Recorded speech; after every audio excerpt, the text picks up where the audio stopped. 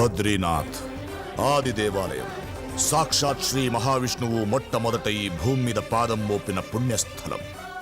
ఓం నమో నారాయణాయ అన్న అష్టాక్షరి మంత్రం పుట్టిన పుణ్యక్షేత్రం.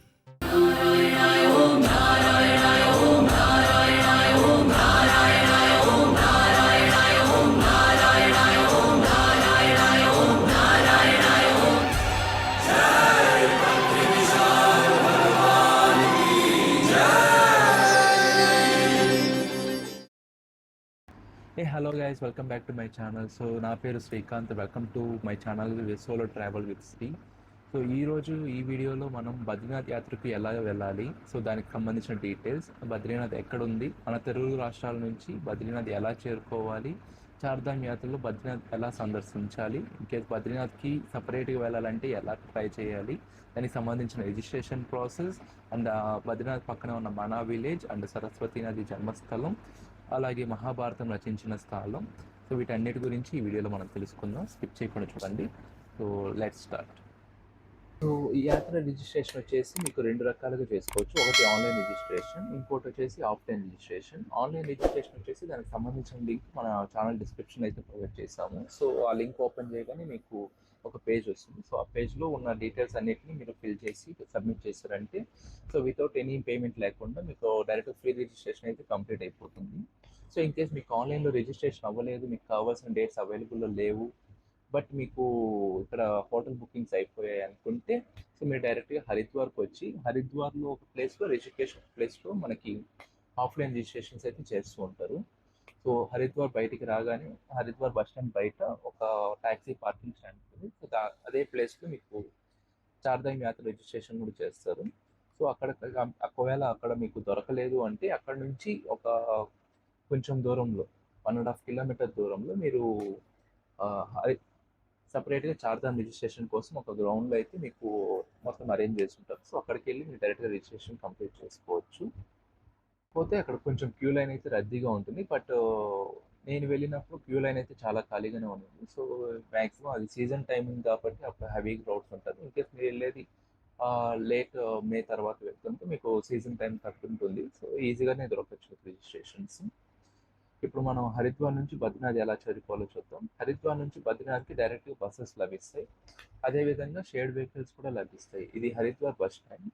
సో బస్ స్టాండ్ లోపల గవర్నమెంట్ బస్సెస్ ఉంటాయి, బస్ స్టాండ్ బయట ప్రైవేట్ బస్సెస్ ఉంటాయి. ఉదయం 3 గంటల నుంచి బస్సెస్ మొదలవుతాయి. లాస్ట్ బస్ ఉదయం 10-11 గంటల సమయంలో ఉంటుంది. అదేవిధంగా హరిద్వార్ నుంచి బద్రీనాథ్కి రాత్రి సమయంలో కూడా బస్సెస్ ఉంటాయి. ఈ బస్సులను మనం ఆన్లైన్లో బుక్ చేసుకోవచ్చు. Red bus, hubby bus, make my trip extra ఈ బస్ స్టాండ్ సమీపంలోనే మనం స్టే చేయాల్సి ఉంటుంది. హోటల్స్ లభిస్తాయి. సో అక్కడికి హోటల్స్ పక్కనే మనకి 500 రూపాయల నుంచి డార్మెటరీ, 800 రూపాయల నుంచి 1500 మధ్యలో మనకి బడ్జెట్ లెవెల్ హోటల్స్ అయితే లభిస్తాయి. సో ఈ బస్ స్టాండ్ ఎంట్రన్స్ ఎడమ వైపుకి యూనియన్ ఉంది కదా, సో ట్యాక్సీ కావాలంటే ట్యాక్సీ తీసుకోవచ్చు. ఒక రోజుకి 3500 ఛార్జ్ చేస్తారు. ఇన్ కేస్ మీరు గ్రూప్గా ప్లాన్ చేస్తున్నట్లయితే 3500 రూపీస్ అనేది మీకు గ్రూప్ ప్లాన్ కింద బాగా వర్కౌట్ అవుతుంది. లేదు సింగిల్గా ప్లాన్ చేస్తున్నప్పుడు అయితే మీరు గవర్నమెంట్ సింపుల్గా షేర్ ట్యాక్సీస్ అయితే తీసుకోండి. లైక్ 1000 నుంచి 1500 ఛార్జ్ చేస్తారు, అది బెస్ట్ చాయిస్. లేదు మీరు ఒక 3 to 4 పీపుల్ అలా ఫ్యామిలీతో ప్లాన్ చేస్తున్నారు అంటే ఫ్రెండ్స్తో ప్లాన్ చేసినప్పుడు ఇలాంటి ఒక క్యాబ్ మాట్లాడుకొని దాని ప్రైస్ని షేర్ చేసుకుంటే మీకు ఈజీగా వర్కౌట్ అవుతుంది. సో 1 పర్సన్కి అయితే మీకు చాలా కాస్ట్ పడుతుంది. సో లేట్ చేయకుండా బస్ స్టాండ్ బయట ఉన్న ట్యాక్సీ సర్వీస్ సెంటర్ నుంచి ఒక క్యాబ్ అయితే బుక్ చేసుకొని బద్రీనాథ్కి అయితే స్టార్ట్ అయిపోయాను. సో ఆల్మోస్ట్ దీనికి మనకి టోటల్ ట్రావెలింగ్ టైం వచ్చేసి 10 అవర్స్ అయితే చూపిస్తుంది. So due to heavy traffics మనకి 10 అవర్స్ కన్నా ఎక్కువే పడుతుంది. సో టోటల్ 312 కిలోమీటర్స్ అయితే ట్రావెల్ చేయాలి. సో ఈ 312 కిలోమీటర్స్ ట్రావెలింగ్లో మనకి కంప్లీట్గా రోడ్స్ అయితే చూడొచ్చు. So complete land slides and చిన్న రోడ్స్. సో వీటన్నిటిని మెల్లిమెల్లిగా క్రాస్ చేసుకొని కొన్ని చోట్ల హెవీ ట్రాఫిక్ జామ్స్ అవుతాయి. సో వాటన్నిటికీ ప్రిపేర్ అయ్యి దాని లెవెల్ ఆఫ్ పేషెన్స్ అయితే మనం వెళ్ళాల్సి ఉంటుంది. సో ఇన్ కేస్ బస్సులో అయితే కొంచెం అన్కంఫర్ట్గానే ఉండొచ్చు, అండ్ సో అందుకే మనం క్యాబ్ బుక్ చేసుకున్నాం. So let's go. సో మనం ఎంత ఎర్లీగా స్టార్ట్ అయినా కూడా లైక్ మార్నింగ్ 4కి స్టార్ట్ అయినా మనకి ఈవినింగ్ రీచ్ అవ్వడానికి అరౌండ్ 9 తర్వాత లైక్ 9 to 12 మిడ్ నైట్ మధ్యలోనే మనం రీచ్ అవ్వగలం. సో ఎందుకైనా మంచిదని చెప్పి డైరెక్ట్గా మన ఆన్లైన్లో అయితే ఒక రూమ్ బుక్ చేశాను. సో డైరెక్ట్గా టెంపుల్కి దగ్గరలో ఉంటే రేట్ ఎక్కువ చూపిస్తుంది. సో కొంచెం టెంపుల్కి ఒక 2 కిలోమీటర్స్ డిస్టెన్స్లో అయితే ఒక రూమ్ తీసుకున్నాను. సో దానికి మనకి 1200 పడింది. సో ఇప్పుడు నైట్ అయిపోయింది కాబట్టి వన్స్ బద్రీనాథ్ రీచ్ అవ్వగానే డైరెక్ట్గా మన రూమ్కి అయితే వెళ్ళిపోయి, సో ఎలాగో టెంపుల్ క్లోజ్ అయి ఉంటుంది. So morning 4 o'clock temple open ఉంటుంది. సో మార్నింగ్ టెంపుల్ ఓపెన్ అయ్యే టైంకి కొంచెం రెస్ట్ తీసుకొని ఎర్లీ మార్నింగ్ ఫ్రెష్ అయ్యి ఆ క్యూలోకి కానీ ఎంటర్ అయిపోయామంటే కొంచెం ఈజీ అవుతుంది. సో మార్నింగ్ బ్రేక్ఫాస్ట్ అయితే ఇచ్చారు మనకి. సో హోటల్ కాంప్లిమెంటరీలోనే యాడ్ అయింది. సో మనకు 2 చపాతీ దానికి సబ్జీ ఇచ్చారు. మ్యాక్సిమం మనకి నార్త్లో ఇవే దొరుకుతాయి. సో మార్నింగ్ బ్రేక్ఫాస్ట్ కంప్లీట్ చేసుకునేసి రూమ్ నుంచి అయితే బయలుదేరాం. సో మనకి అరౌండ్ ఎక్కడికి వెళ్ళినా కూడా మీకు బద్రీనాథ్లో మ్యాక్సిమం చెక్అవుట్ టైము 10 to 11 మధ్యలోనే ఉంటుంది మార్నింగ్. సో మీరు బయలుదేరే ముందే మీ లగేజ్ ఏమైనా ఉంటే దాన్ని ప్యాక్ చేసి క్లాక్ రూమ్లో పెట్టేసేయండి. ఇన్ కేస్ మీకు టెంపుల్లో లేట్ అయినా కూడా మీరు తిరిగి క్లాక్ రూమ్లో తీసుకుంటే సరిపోతుంది. లేదు అంటే హోటల్లో పెట్టారంటే మళ్ళీ హోటల్ వాడు ఇంకొక 1 dayకి ఛార్జ్ చేస్తాడు. సో ఎక్స్ట్రా ఛార్జెస్ ఎందుకు, డైరెక్ట్గా బయలుదేరేటప్పుడు మీ లగేజ్ తీసి క్లాక్ రూమ్లో పెట్టేసేయండి. సో నా లగేజ్ అంతా క్లాక్ రూమ్లో మెయింటైన్ చేసేసి ఈ టెంపుల్కి అయితే స్టార్ట్ అయ్యాను. ఇక్కడ నుంచి ఒక 1.5 kilometer జర్నీ ఉంది. సో క్లైమేట్ అండ్ రోడ్స్ ఇక్కడ బాగుంటాయి. సో మీకు వాకింగ్ చేయడం కూడా చాలా ఈజీగా ఉంటుంది, ఎందుకంటే ఇది హిల్ అప్వర్డ్ ఉండదు, డౌన్వర్డ్ ఉంటుంది. సో ఈజీగా మీకు నడవడానికి కూడా అంత అలసిపోరు. సో హ్యాపీగా ఒక మార్నింగ్ వాక్లో చేసుకోవచ్చు. సో అలా లైట్ మనకి సన్లైట్ అయితే మీకు బ్రైట్ కనపడవచ్చు, కానీ మనకి అంత సన్ హీట్ ఉండదు ఎక్స్పోజర్. సో డైరెక్ట్గా మనకి లైట్ మాత్రమే వస్తుంది. సో మొత్తం కూల్ ఏరియా కాబట్టి మనకి అంత స్వెట్ అండ్ ట్యాన్ కూడా అవ్వం.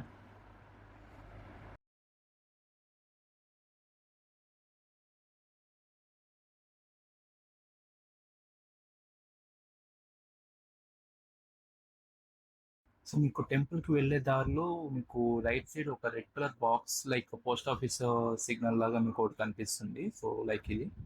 సో ఇది వచ్చేసి మీకు ఇన్ కేస్ మీకు స్పెషల్ విఐపి దర్శనం ఏమైనా కావాలంటే ఇది బుకింగ్ ఆఫీస్. ఈ బుకింగ్ ఆఫీస్ దగ్గరికి వెళ్ళేసి 3100 రూపీస్ పే చేస్తామంటే పర్ పర్సన్కి. సో ఒక విఐపి టోకెన్ అయితే ఇస్తారు. సో ఆ విఐపి టోకెన్ తీసుకున్నారంటే మీకు direct normal length of the queues like 4 kilometers 3 kilometers length ఉన్నా కూడా మీకు ఆ క్యూస్ అంతా వెళ్ళనక్కర్లేదు. సో డైరెక్ట్గా టెంపుల్ ముందర నుంచి ఎంట్రన్స్ అవుతుంది. బట్ లోపలికి వెళ్ళే కొద్దీ మొత్తం మెర్జ్ అయిపోతుంది. కానీ మీకు ఈ 4 kilometers డిస్టెన్స్ ఏదైతే ఉందో అక్కడ క్యూ నుంచి మీకు ఎస్కేప్ రూట్ లాంటిది. సో ఇన్ కేస్ మీకు ఎప్పుడన్నా కావాలనుకుంటే ఫస్ట్ ఆ చెక్ బాక్స్ దగ్గరికి వెళ్ళి ఆ బుకింగ్ ఆఫీస్లో మీరు విఐపి టోకెన్ అయితే తీసుకోవాలి. సో వన్స్ విఐపి టికెట్ దొరికితే మీరు డైరెక్ట్గా టెంపుల్ ముందు నుంచి ఎంటర్ అవ్వచ్చు. సో పండిత్ వచ్చి తీసుకెళ్తాడు. ఇన్ కేస్ దొరకలేదు, ఇన్ కేస్ బుకింగ్ టికెట్స్ కూడా ఇవ్వట్లేదు అంటే మీకు మనకి ఇంకా ఉన్నదల్లా జనరల్ దర్శనం మాత్రమే. మనకి బుకింగ్ ఆఫీస్ నుంచి రైట్ సైడ్ కానీ ఎంటర్ అయ్యామంటే మనకి కొంచెం ముందుకు వెళ్తే మనకి ఇక్కడ లాంటి ఒక బ్రిడ్జ్ అయితే కనిపిస్తుంది, జయభద్రి విశాల్ అనేసి. సో ఈ బ్రిడ్జ్ లోపల నుంచి మనం అలా ముందుకు వెళ్తే మనకి జనరల్ లైన్ క్యూలోకి అయితే మనకి ఎంటర్ అవ్వాల్సి ఉంటుంది. సో ఆ క్యూ ఆల్మోస్ట్ మనకి 3 to 4 kilometers డిస్టెన్స్ అయితే ఉంటుంది, ఎందుకంటే క్రౌడ్ ఎక్కువ ఉంది. సో లాస్ట్ వరకు వెళ్ళాలి. సో ఈ బ్రిడ్జ్ క్రాస్ చేసిన తర్వాత కింద అయితే మనకి రైట్ సైడ్ మనకి బ్రహ్మకపాలం తీర్థం ఉంటుంది. సో ఎవరైనా మన పూర్వీకులు ఎవరికైనా కర్మకాండలు లేదంటే తర్పణాలు వదలాలనుకుంటే అక్కడ వదులుకోవచ్చు. సో దాని పక్కన మనకి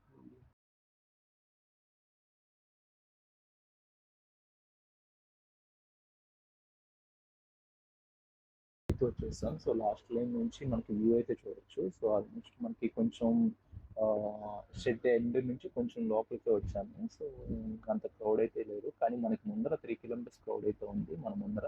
సో ఇంకా పెరుగుతూనే ఉంది. సో మెల్లిగా నాకు తెలిసి ఇది ఒక 3 hours అయితే టైం పడుతుంది కనీసం. సో అనుకున్నట్టే 3 hours టైం తర్వాత మనకి దర్శనం అయితే కంప్లీట్ అయ్యి మొత్తం బయట వచ్చేస్తాము. సో బయటకు వచ్చిన తర్వాత మనకి గుడికి రైట్ సైడ్ ఉన్న బ్రిడ్జ్ పై నుంచి అయితే మనకి ఎగ్జిట్ వే. సో ఈ బ్రిడ్జ్ నుంచి మళ్ళీ మనం స్ట్రైట్గా వెళ్ళామంటే మళ్ళీ ఆ బుకింగ్ ఆఫీస్ దగ్గరికి వెళ్తాము. సో లెఫ్ట్ సైడ్లో చూసేది మనకి ఎంట్రీ బ్రిడ్జ్, మనం ఉండేది ఇప్పుడు exit bridge. So in case మీరు విఐపి పాస్ తీసుకుంటే ఈ బ్రిడ్జ్ నుంచి లోపలికి అయితే వెళ్ళొచ్చు.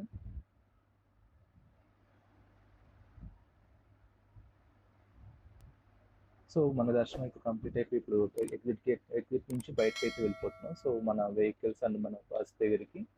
సో అక్కడ నుంచి మనకి పక్కనే మనకి ఒక 4 kilometers మనా విలేజ్ ఉంది. సో మనా విలేజ్ ఎక్స్ప్లోర్ చేసేసి సో అక్కడ నుంచి రిటర్న్ అయితే వెళ్దాం. సో ఇక్కడ నుంచి మీరైతే చూడొచ్చు ఇండియా ఫస్ట్ విలేజ్ మనా అనేసి. సో ఈ విలేజ్కి వచ్చేసి ఇక్కడ నుంచి మనకు వెహికల్స్ అలవలేదు. ఇక్కడ నుంచి ఒక 1.5 kilometer మనం బై వాకే వెళ్ళాలి. సో ఇవి మన విలేజ్లో చూడదగిన ఏమున్నాయి అంటే, సో లైక్ మహాభారతం కాలం సంబంధంలో పాండవులు స్వర్గానికి వెళ్ళేటప్పుడు ఈ మన విలేజ్ నుంచే వెళ్ళేవాళ్ళు అనేసి మనకి పురాణాల్లో ఉంది. సో రీసెంట్గా వాళ్ళ స్టాచ్యూస్ కూడా పెట్టారు అక్కడ. దాంతోపాటు ఇక్కడ మెయిన్ థింగ్ ఏరా అంటే సరస్వతి అది పుట్టిన జన్మస్థలం అనేసి కూడా మనకి ఒక టెంపుల్ కనిపిస్తుంది వెళ్ళేదారిలో. సో ఇదైతే మీరు ఎంట్రీ చూడొచ్చు, చాలా ఎరుగ్గా ఉంటుంది సందు. కానీ వెళ్ళే కొద్దీ మనకి హ్యాండ్ క్రాఫ్ట్స్ చేసిన సామాన్లు లైక్ బట్టలు, అంటే అక్కడే కుట్టి అల్లిన బట్టలు అయితే మనకు దొరుకుతాయి, చీప్గానే దొరుకుతాయి. సో ముందరైతే మీకు రైట్ సైడ్ కార్నర్లో మీకు స్వర్ణముఖి సరస్వతి నది అయితే కనిపిస్తుంది. సో ఇక్కడ నుంచి సరస్వతి నది పుట్టి ముందుకెళ్తుంది అనేసి ఒక హిస్టరీ ఉంది.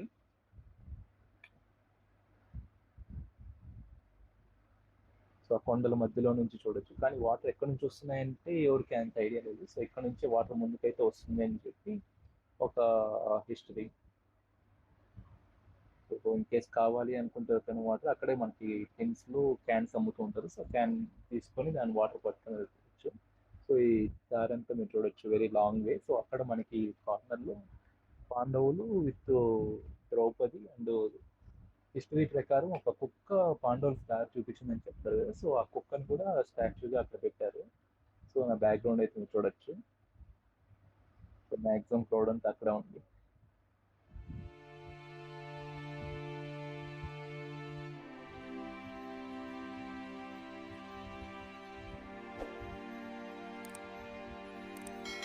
సో కరెక్ట్గా ఇక్కడైతే మనకి హిల్ వ్యూ స్పాట్ అయితే చాలా అద్భుతంగా వచ్చింది, ఎందుకంటే లైటింగ్ కానీ ఆ మౌంటైన్స్, ఆ structure and water flow area, so దానికి తగ్గట్టు పక్కనే రెస్టారెంట్స్, వ్యూ అయితే చాలా బాగుంటుంది.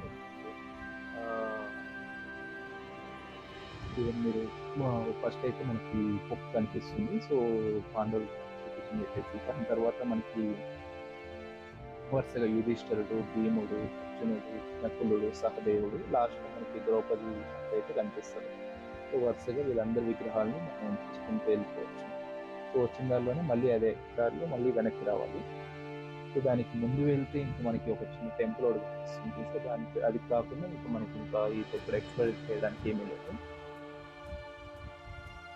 సో ఉన్న స్టాచ్యూస్ అన్నింటిలో భీముడిది చాలా పెద్దది.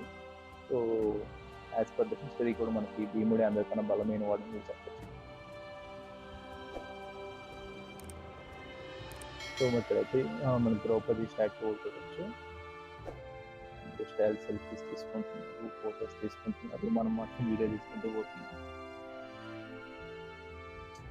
సో అది ఫ్రెండ్స్, ఇలా మన బద్రీనాథ్ మన విలేజ్ అయితే మనకి పూర్తి కంప్లీట్ అయ్యింది. సో ఇక్కడే ఉన్న కొన్ని షాప్స్లో అయితే మనకి చూసి ఏమేమి అయినా ఇంపార్టెంట్గా ఏమన్నా అట్రాక్టివ్గా కనిపిస్తే వాటిని తీసుకుని, ఎందుకంటే మ్యాక్సిమం వీళ్ళన్నీ ఇక్కడ హ్యాండ్ మేడ్తోనే చేస్తారు కాబట్టి కొంచెం క్వాలిటీ అయితే బాగుంటుంది, ఎందుకంటే అల్లినవి బాగా వస్తాయి. సో ఈవెన్ కిడ్స్కి ఎక్కువ బాగున్నాయి, లైక్ స్వెటర్స్ అనేది. సో అట్లా ఏదో ఒకటి చూసి ఏమైనా తీసుకోవడానికి ట్రై చేస్తాను.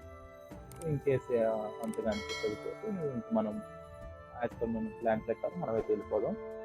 సో ఇది మన పూర్తి బద్రీనాథ్కి సంబంధించిన యాత్రకు సంబంధించిన పూర్తి వివరాలు. సో మీకు ఏమైనా డౌట్స్ ఉంటే మన కామెంట్ సెక్షన్ అయితే మెన్షన్ చేయండి, నేను ఖచ్చితంగా రెస్పాండ్ అవుతాను. సో ఇంకేమైనా, సో ఇక్కడ నుంచి మనం తుంగనాథ్కి అయితే ట్రావెల్ చేయాలి నెక్స్ట్. సో తుంగనాథ్కి సంబంధించిన వీడియో అయితే కూడా మనం అప్లోడ్ చేస్తాం మన ఛానల్లో. సో ఆల్రెడీ బద్రీనాథ్కి సంబంధించిన పూర్తి వివరాలు కూడా మన ఛానల్లో ఆల్రెడీ అప్లోడ్ చేశాను. సో కావాలంటే మీరు చూడొచ్చు. సో ఇలా మన బద్రీనాథ్ యాత్ర అయితే ముగిసింది.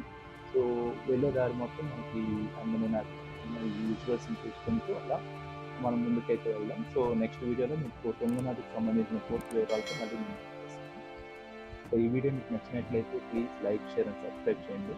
సో మరిన్ని వీడియోస్ మీకు డైరెక్ట్గా మీ చెక్ బాక్స్కి వస్తాయి. Thank you.